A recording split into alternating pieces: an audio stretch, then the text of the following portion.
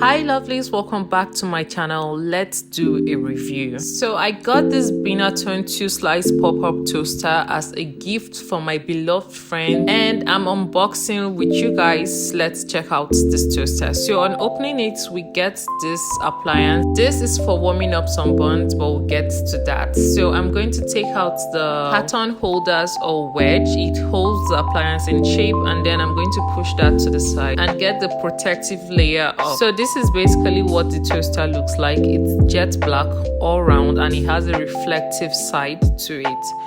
So it's really an easy appliance to handle. Let's get into that. So first of all, I'm going to twist open the cord, and it's actually a short cord, so you might want to use a switch that is very close to the toaster when you want to use this. Now this is the warranty, and it comes with 2 years warranty if the product is defective and wasn't spoiled by you but right from the company. Now this is the manual. First of all, on the manual we have the incredible heritage. Binatone is actually an England company, and on the next page we have them listing out the appliances they have. So we have this 4-slice toaster, but that's not what we have. We have the 2-slice toaster, and this is the same manual you need even if you have the 4-slice variation. So we have the bread slot, and then we have the bread carriage lever, which is what I'm pressing. We'll get to that in a bit. Now we go to the buttons on the side. Now we have the cancel button, which undo whatever settings you have before, and then you have this, which is the brownie control and controls the heat of the toaster, 1 being the lowest and 7 being the highest. Next you have the crumb tray at the bottom of the toaster, and this slides out easily.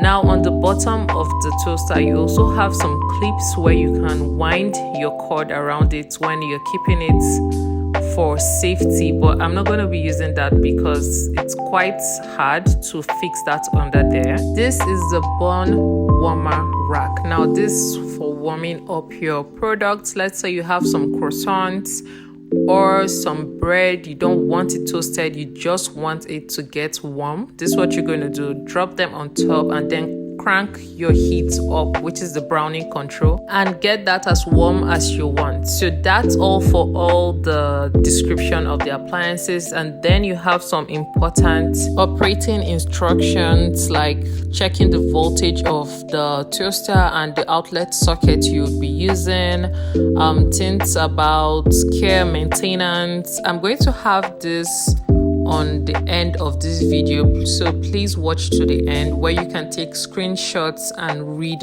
through all of it. The defrost, reheating and cancel button all work exactly how they're supposed to work. Click on it to defrost, click on it to reheat, or do a cancel if you don't like the settings you picked. Now let's go to our cord. So when you open your cord, it has some protective covering on the socket, and this little paper here, you can take a screenshot of this, shows you how to replace the head if it gets spoiled. So this is what it looks like. It's a 13-arm socket, so you have to really be careful on the type of socket you use for it. So now, according to our manual, let's burn off the dust, because this is the first time I'm using this product. So I'm going to turn that browning control to number 3, plug in, and then press down my bread slots like I have some bread in it, and then let it go. If you look closely, you can see some smoke